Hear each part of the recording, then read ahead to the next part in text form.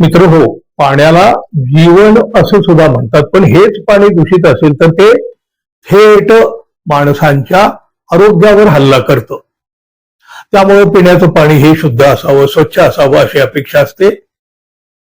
बघा, आज आपल्या समाजामध्ये एक वर्ग बाटलीबंद शुद्ध पाणी पित असताना आजही ग्रामीण भागामध्ये अशुद्ध आणि आरोग्याला हानिकारक असं पाणी पिण्याशिवाय लोकांपुढे पर्याय उरलेला नाही.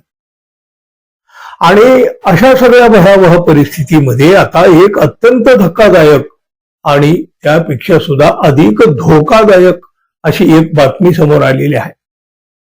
या बातमीनं केवळ सोलापूर आणि पुणे जिल्हा नव्हे तर अवघा महाराष्ट्र हादरून गेलेला आहे. उजनी धरणाला वरदायिनी म्हटलं जातं. या धरणाचं पाणी जसं शेतीसाठी उद्योगासाठी दिलं जातं तसं ते पिण्यासाठी सुद्धा पुरवलं जातं. अनेक जिल्ह्यातील लोक उजनी धरणाचं पाणी पिण्यासाठी वापरतात. उजनी धरणाचं पाणी विषारी झालेलं आहे, ते पिण्यासाठी योग्य नाही असं या आधी सुद्धा अनेकदा सांगून झालेलं आहे. उजनी धरणातील स्थानिक प्रजातींचे मासे सुद्धा रसायन मिश्रित पाण्यामुळे नष्ट होत आहेत. धरणातील पाणी प्रदूषित झालं असल्याचं गेल्या कित्येक वर्षापासून सांगितलं जात आहे, पण आज सुद्धा आपल्या मायबाप सरकारकडून काहीही उपाययोजना करण्यात आलेली नाही, केली जात नाही.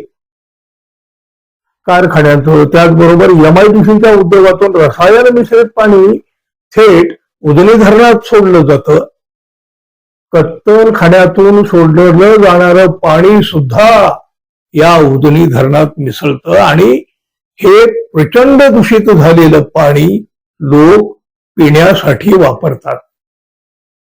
या पाण्यासंदर्भात एक धक्कादायक अहवाल आता समोर आलेला आहे. उजनी धरणाचं पाणी वापरणाऱ्या पुणे आणि सोलापूर जिल्ह्यातील सुमारे 20 लाख लोकांना कर्करोगाशी म्हणजे कॅन्सरशी संबंधित विषाणूची बाधा झालेली आहे. धरणातील पाणी पिण्यायोग्य नाही अशा आशयाचा 80 पाणी अहवाल उजनी धरणातील पाण्याविषयी संशोधन करणाऱ्या सृष्टी इकोव्हिजन फाउंडेशनच्या पर्यावरण तज्ज्ञांनी सोलापूर महापालिकेला दिलेला आहे.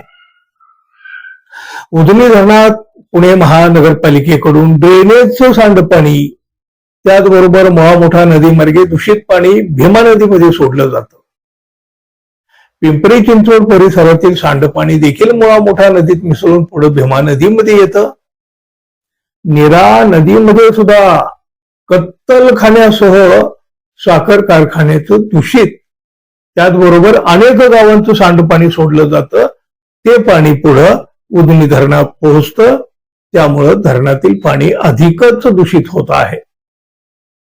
पुण्याजवळच्या चाकण MIDC मधून उद्योगातील वापरानंतर शुद्ध न केलेलं रसायन मिश्रित पाणी थेट भीमा नदीत मोठ्या प्रमाणात सोडलं जात असल्याचं सुद्धा या अहवालामध्ये नमूद केलं गेलेलं आहे. त्याचबरोबर कुरकुम MIDC मधील काही कारखान्याचं रसायन मिश्रित सांडपाणी योग्य प्रक्रिया न करता भीमा नदीमध्ये सोडलं जात आहे आणि हे पाणी पुढं उजनी धरणात मिसळतं. याबाबत सुद्धा तज्ज्ञांनी अहवालामध्ये स्पष्टपणे नमूद केलेला आहे. हा अहवाल सोलापूर महापालिकेच्या अधिकाऱ्यांना दिला गेला आहे, पण हा धोका काही फक्त सोलापूर आणि पुणे जिल्ह्यापुरता मर्यादित नाही, इतर जिल्ह्यासाठी सुद्धा उजनीचं पाणी दिलं जातं आणि ते पिण्यासाठी वापरलं जातं. शिवाय पंढरपूर सारख्या तीर्थक्षेत्रालाही उजनी धरणातूनच पाणी मिळतं. महाराष्ट्राच्या कोनाकोपऱ्यातून लाखो भाविक पंढरपूरला येतात. याच घाण पाण्यात त्यांचं पवित्र चंद्रभागा स्नान होतं आणि भाविक मोठ्या श्रद्धेनं हेच प्रदूषित पाणी तीर्थ म्हणून पितात. पवित्र तीर्थ म्हणून हेच पाणी ते आपल्या गावीही घेऊन जातात आणि या पाण्याचा थेट कॅन्सरशी संबंध दाखवणारा हा अहवाल. सरकारनं आता तरी याबाबत स्पष्टपणे खुलासा करायला हवा. खरं तर बघा, या अहवालावर जेवढा मोठा हादरा बसलाय ना, त्यापेक्षा अधिक संताप सरकारी उदासीनतेवर व्यक्त केला जातोय. जे पाणी लोक पित आहेत त्या पाण्यामध्ये केमिकल सोडलं जात आहे, ड्रेनेजचं सांडपाणी सोडलं जात आहे.